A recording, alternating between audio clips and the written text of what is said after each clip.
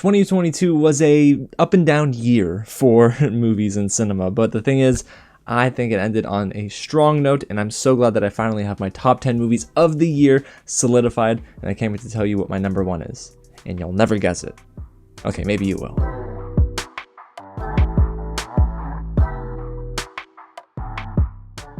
What's going on, you guys? James here, and if you're watching this right now, it's the new year. So happy new year. 2023 is here. Thank God we get to see another year together. But guys, there's so much I can't wait to share with you about the channel and how we're going to evolve and grow, and you'll get that in the videos soon. But today, it's all about my top 10 movies of 2022. I'm excited to see your reaction to all of this. So guys, let me know down below in the comments as you're watching this video, your reactions to number 10, 9, 8, 7, 6, 5, 4, 3, 2, and 1. And let me know your list down below as well. Give me all of your thoughts, guys. I can't wait to hear you yell at me for my number one.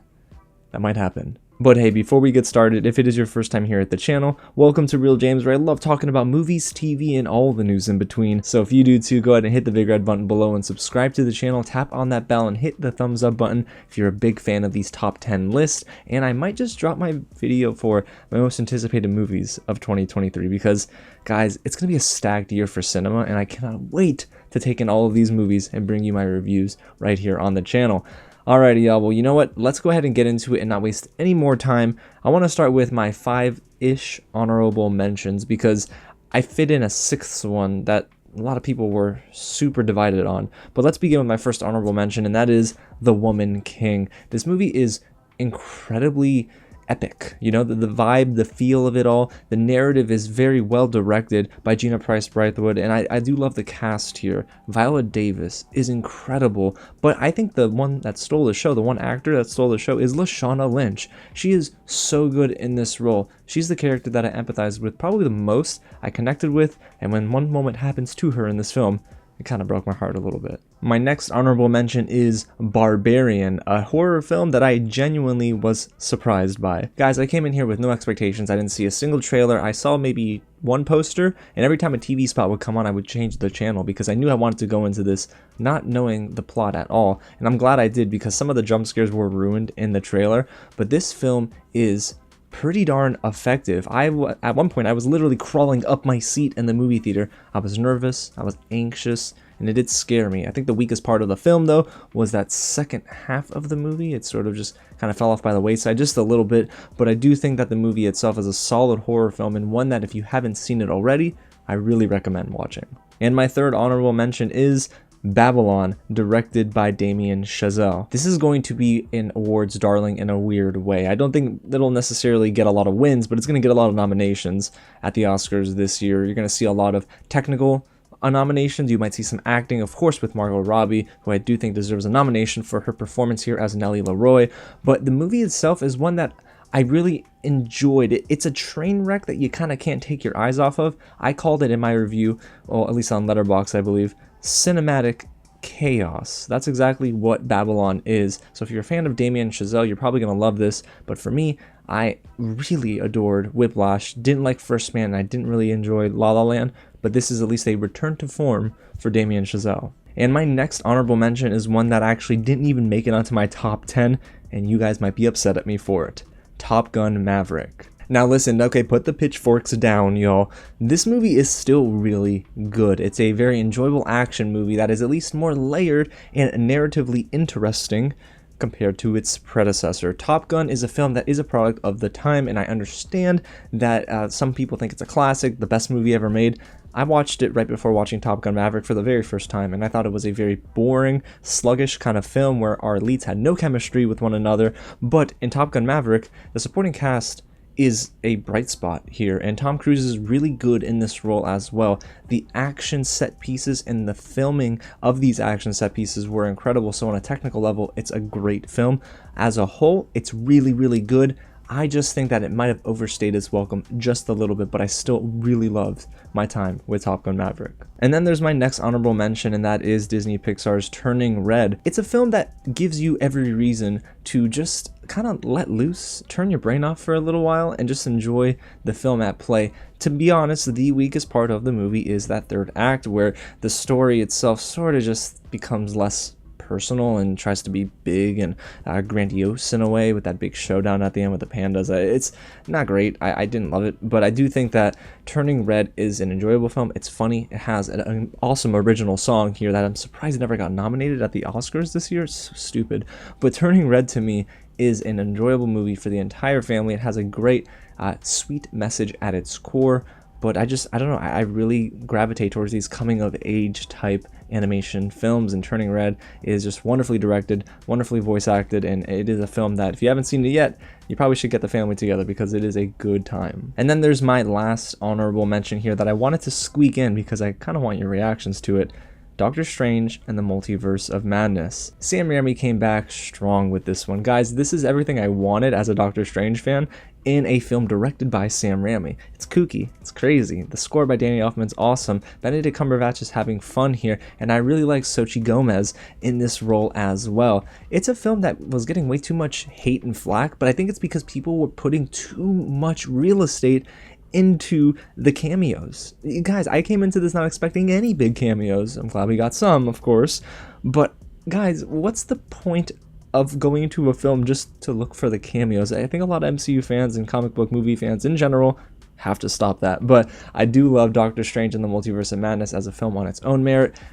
I think the best part of the film really is Elizabeth Olsen in this movie. The exploration of Scarlet Witch here is really strong, guys. So I loved her going like ham on everybody, and you know, there's an argument to be made for the way she acted here compared to the other Avengers. But yeah, I really loved everything about this movie. It was great to see both Doctor Strange and Scarlet Witch face off, and man, I can't wait to go and rewatch this one again. Alrighty guys, so the moment you have all been waiting for, my top 10 movies of 2022. Let's begin with number 10, and that is Prey, directed by Dan Trachtenberg and starring Amber Midthunder, Dakota Beavers, and Dan DeLegrio. Guys, this is incredible. I don't know how Dan Trachtenberg did it, but he brings back the Predator franchise in literally the best way possible. I really love the first Predator film. Of course, it's a classic, but Predator 2 is just not a great film at all, and everything after that is just, forget it, you know? But Prey is an amazing prequel to this franchise that a lot of people revere and love, but it's the way it's shot, on location, the Predator itself. I love Amber Midthunder here as Naru. The score is incredible. There's so many things that work about Prey, and it's a tight film. I believe it's only 90 minutes long. So if you're going into this thinking, it's a 3-hour slugfest, no. It's actually just 90 minutes, and I watched it literally twice in 24 hours. It's great. It's an amazing film, and I really loved everything about Prey, and I can't wait to see what Dan Trachtenberg does next. And honestly, Amber Midthunder, she's such a great actress. We're gonna see her, of course, in the Avatar: The Last Airbender live action Netflix series. But yes, this is a movie that is worthy of being in my top 10. Okay, now let's move on to number 9, and that is Scream 5, directed by Matt Bettinelli-Olpin and Tyler Gillett, and it's starring Jenna Ortega, Melissa Barrera, and Neve Campbell. It's an ensemble cast, so there are more names than that, of course. But guys, Jenna Ortega is the Scream Queen of this generation. Okay, she is the next up to bat. This film just solidifies it. Scream 5 was so much fun seeing it in a packed theater. This is an experience that is only aided by being a fan of the Scream franchise. I really do like a lot of the movies. There's only maybe like one Scream movie I don't like, and that might have been 3. But I really love this film. I think it's probably the strongest since the original, to be completely honest with you. And Scream 5 is just another masterclass in how you take an existing IP and revive it for a new generation of moviegoers. And again, Scream 5 succeeds in almost every category. I would say most likely the weakest part of the movie maybe is the fact that they just kind of jutted in the OG cast a little too much. I'm like, just give us the new people, man. I love them. And I'm kind of glad to see that Scream 6 is kind of going away. I think they only have Courtney Cox coming back, and they just got rid of the other 2, of course. But it just is so good to see Scream back. And at number 8, we have The Menu, directed by Mark Mylod of Secession fame, of course, and it's starring Ralph Fiennes, Nicholas Hoult, and Anya Taylor-Joy. This is a movie that, guys, I was so glad I did not eat during. I mean, a lot of people told me that it's not that bad, but you know what? Okay, it made me anxious, it made me tense, and I could not stomach any of the snacks after the first like 30 minutes. After that first act, guys, it just kind of kicks into gear. The script is tight. I loved this movie. All the performances are amazing, and there's this showdown essentially all film long between Anya Taylor-Joy's character and Ralph Fiennes. Now, is it a film that is like a masterpiece? No, it's a tight movie in terms of its runtime, but it is just so gripping. That first watch is amazing, and I went in completely cold, and I was so happy I did, because The Menu is one of the kookiest movies of the year. It's just fun, and it is incredibly funny. It's basically a satire on so many different things, and it's lending its voice to certain commentary on the elite, right? So I really loved The Menu, and I thought it was a fun time. But it is not stronger than my number 7, which is The Fabelmans, directed by Steven Spielberg and starring Michelle Williams, Paul Dano, and Gabriel LaBelle. Ladies and gentlemen, do we doubt Steven Spielberg at all? Absolutely not. If you were doubting him with this movie, okay, maybe I get it in a weird way, because his previous films have not been like amazing. I mean, West Side Story was not the greatest film, but The Fabelmans is the Steven Spielberg I love to see. Visceral, raw, emotional. This is essentially an autobiography of some sorts on his life. I mean, he's drawing a lot of inspiration for the story about how he came up in the movie industry, and Gabriel LaBelle does an amazing job playing that young Steven Spielberg. But to me, the scene stealers were Michelle Williams and Paul Dano. Michelle Williams deserves to be nominated for this performance. It is just a whole range of emotions throughout the film, and I love how she interacted with every one of her cast members. And then you have Paul Dano, who is just so incredible. This has been such a great year. 2022 was awesome for Paul Dano as the Riddler, and now playing one of Steven Spielberg's parents here. I forgot the name of, we're gonna call him Mr. Fableman. But yeah, I loved Paul Dano in this film. It's just, this movie is long, yes, so strap in, but it is worth the ride, and that final shot was probably one of the funniest moments in cinema in 2022. It's just incredible. I came away loving The Fabelmans, and I mean, I guess it says a lot about numbers 6 through 1 that it's not even in my top 5, but The Fabelmans is seriously one of my favorite movies of the past 5 years. It's just such a fun time. It's emotional, and it'll get you in the heart, especially if you're an empath like me. Alrighty, so let's move on to my number 6 movie of the year, and that is Decision to Leave, directed by Park Chan-wook and starring Tang Wei and Park Hae-il. Guys, I've never seen Oldboy in 2003, so I don't know much about Park Chan-wook, and I didn't know much about him before getting into Decision to Leave. But now that I saw this film, now that I've seen it and just let it sit for a while, Park Chan-wook is one of those directors that just knows his way around sets. He knows his way around a story and a screenplay, and he is just so darn good at directing these characters to make this one of the most gripping crime dramas and like mystery films of the past decade. I mean, Decision to Leave is not only beautiful from a cinematography standpoint, but the acting on display. It is effortless with our leads here, and it is so fun to watch because all of my guesses and theories never came true, but it was nice to guess along with the film. So Decision to Leave really is a movie that I hope it wins some awards at this year's Oscars. I don't know if it will. In foreign language, you would have to imagine that it is going to be up there. A lot of Academy voters are going to be very passionate about this film, but Park Chan-wook is just awesome. The movie's biggest fault, I think that the biggest drawback with Decision to Leave is most likely that middle of the movie. It's a little weak sometimes. It's kind of spotty, but man, for the most part, Decision to Leave is a killer film. Not literally. Okay, maybe. Alrighty guys, so it's now time for my top 5 movies of 2022, beginning with my number 5 film, and that is The Whale, directed by Darren Aronofsky and starring Brendan Fraser, Sadie Sink, and Hong Chow. This is actually the second film in my top 10 that stars Hong Chow, and guys, she's incredible in this movie. However, I do think the awards recognition is going to go to Brendan Fraser for his performance in the lead role, and guys, he deserves Best Actor here. Not only would that be a sweet moment, but it is worthy on merit alone. Brendan Fraser delivers the best performance of his career, but it is a strong performance on its own. It is an incredibly emotional movie, and this is Darren Aronofsky we're talking about, of course, of Requiem for a Dream fame, Black Swan. Guys, this is a film that is either you're going to love it or you're going to hate it. I've been seeing a lot of people hate it lately, and I don't know why. I mean, I guess I can kind of understand, but for the most part, The Whale impacted me. It's a movie that sits with you for a while and it doesn't leave. And this is a film that challenges you to sort of think outside of your biases, whether they be implicit or maybe they're biases you didn't know you had. But man, The Whale is just a gripping story. It takes place mainly in an apartment, so for that to happen is pretty incredible.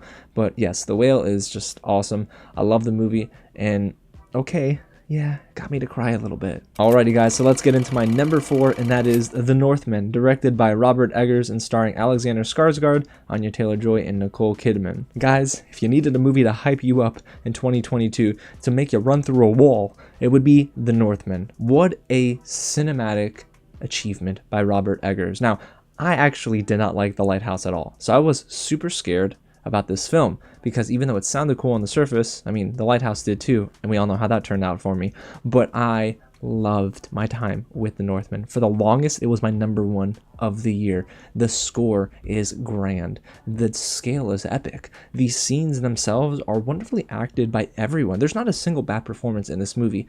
Is it for the weak of heart? Probably not. I mean, there's a lot that goes on in this movie that you gotta have an iron stomach for sometimes, but the action, well directed. I have Alexander Skarsgård and Anya Taylor-Joy with some incredible chemistry here, and Nicole Kidman gives one of the most chilling performances of the year. There's a certain scene here in this hut towards the 3rd act, and I'm like, oh man, that's a lot of family drama. I hardly blinked when I was watching The Northman, and it is such a shame that it's not getting more awards recognition. Maybe the studio just doesn't feel confident in the film, but guys, I implore you, watch The Northman and you won't be disappointed. Alrighty y'all, so you know what time it is. Time for my top 3 movies of the year. This was really tough. I'm not gonna lie to you. While I do believe 2022, for me personally, was kind of a down year for cinema compared to the previous years, there are 3 movies, y'all, right here that I'm about to talk about that knocked my socks off. And it begins with my number 3 movie of 2022, and that is RRR, directed by S.S. Rajamouli and starring N.T. Ramarao Jr., Ram Charan Teja, and Ray Stevenson. Guys, this is actually my deep dive into, or at least my first dive into, Indian cinema. You know, I've seen clips every now and then, but this is the first Indian film I've ever watched, and let me tell you, I loved it all, from the action, to the dance choreography, to the dance battles, to the animals, to Bheem, and to Ram, and everyone's chemistry together. It is just awesome. I've said it in my review, this is better than Top Gun Maverick. This is the best action movie of the year, guys. It is just incredible. It's a beautiful story. I mean, I don't know. If you got a soul, you probably are enjoying RRR. It's a long film, yes, but guess what? It didn't even feel 3 hours long, guys. I loved all of the moments, including the flashback sequence, and RRR just opened up a new doorway for cinema for me, and that's great in and of itself. I'll never forget the first time I watched this movie, and now I can't wait to go and watch Iga by S.S. Rajamouli. I know you guys were all giving me that advice to go and watch the film, and I'll be dropping a review for it this week, hopefully. But guys, RRR is just incredible, incredible, incredible. The movie is, I believe I 5-starred it. Yeah, I mean, it's worthy of every star. I just can't say enough good things about this film. But I just really hope I never run into Bheem on a bad day. Might not be great. Alrighty, so coming in hot at number 2 is Everything Everywhere All at Once, directed by Daniel Kwan and Daniel Shiner. I'm sorry if I mispronounced that. And it's starring Michelle Yeoh, Ki Hugh Kwan, and Stephanie Hsu. Now guys, I know you're probably thinking, how the heck was this not your number 1? Because it is falling on everyone's number 1 spot, and it is worthy of that, don't get me wrong. But Everything Everywhere All at Once is a 5-star film. It's a unique experience that really just encapsulates why I love what A24 is doing with most of their films, which is giving the free reign to their directors and their producers and the writers to do what the heck they want, and we're going to distribute the film for you. So I love exactly what Everything Everywhere All at Once accomplished. The Daniels absolutely blew my mind with how they were able to convey such a personal story, and sometimes scenes that I never thought would work actually worked in this movie. Guys, 2 rocks speaking to one another. On paper, that probably sounds ridiculous. Me saying that out loud is ridiculous, but 2 rocks had a conversation with each other in this movie. Literally no dialogue, just like text on screen. And it freaking worked, man. I loved this movie. The action was fun, but it's not even that. Ki Hee Kwan and Michelle Yeoh have some of the most genuine moments of the year. It's a story that I feel like a lot of people can relate to. And you know what? It's great. It didn't even feel long. I know some people were saying, oh, it's overrated. It's not. Everything Everywhere All at Once deserves so many awards. Give Michelle Yeoh the Oscar, because it is just incredible to see what she achieved here. And guys, I don't know. I can't say enough about this film that hasn't already been said. But what I will say is that it's a unique cinematic experience that sticks with you, and it made me remember why I loved going to the movies. But guys, that is not my number one of the year. My number one movie of 2022 is Avatar: The Way of Water. No, wait, who wrote that on the... Can we run that back? Run the teleprompter back. My number one movie of 2022 is The Batman, directed by Matt Reeves and starring Robert Pattinson, Zoe Kravitz, Colin Farrell, and Jeffrey Wright. Ladies and gentlemen, do not play with me. If y'all want to yell at me in the comments right now, do it. I don't care. Because The Batman is not only my favorite movie of the year, but it's my favorite in several other categories. My favorite comic book movie of the year, my favorite superhero movie of the past 3-4 years, I want to say, from at least recent memory. And not only that, it's the best Batman live action movie that I've ever seen, and that will probably exist for a considerable amount of time. It's finally the detective movie we've been waiting for when it comes to the Batman. It is a stunning masterclass in directing, writing, and cinematography by Greg Fraser. I mean, guys, this is a film that deserves to win a lot of technical awards at the Oscars. It might not, because it's a superhero movie, and we know how the Academy feels about that. But the Batman is excellent. It is seriously my favorite movie of the year. Robert Pattinson is a great Bruce Wayne. He's awesome in year 2 as Batman, still learning about himself as Bruce, but as Batman, he's a different person. But by the end, he learns that vengeance won't solve anything. Paul Dano as freaking the Riddler, like that is, he does the most impressive job probably in the film at being kooky and crazy, and I found him to be even more sinister and chilling than Heath Ledger's Joker. And I mean, that I don't say that lightly, because Heath Ledger's Joker is incredible on screen, but man, Paul Dano just does something different. And Zoe Kravitz is awesome as Catwoman. And one thing I do want to comment on is the score here by Michael Giacchino. It's a travesty that it wasn't nominated at the Oscars. It's an incredible piece of original composition, and I love the themes they play with here. The Catwoman theme, which is my favorite of the entire year. You have Batman's theme that is incredible as well. The Riddler, the music that you would hear whenever the Riddler's on screen. It's just great. Jeffrey Wright is awesome as Gordon. I mean, this movie is everything I wanted as a fan of this character and more. And I'm saying this genuinely and honestly, it's better than The Dark Knight. Okay, and I never thought a Batman movie would do that on screen, but it did it, and I'm just so happy with the Batman, and it deserves to be at my number one because it is the best movie of 2022. So there you have it, guys. That's my top 10 movies of 2022, but if you skipped all the way to the end to get this recap, shame on you. I'm just joking, but seriously, go back and watch all of my thoughts. However, I'm going to recap it all right now for you. Number 10 is Prey, number 9 is Scream 5, number 8 is The Menu, number 7 is The Fabelmans, number 6, Decision to Leave.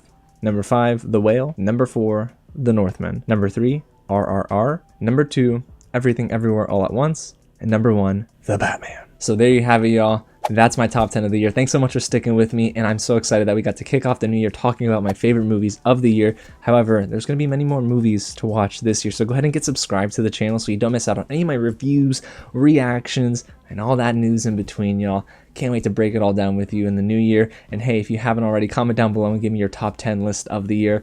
Which movie made it to your number 1? And which was at the bottom at number 10. I'm curious to see the different extremes here. And man, I just know y'all are going to get so mad at me for my number 1. I know it. I know it. Alrighty, y'all. Again, thanks so much for watching. And I'll catch you at the next screening.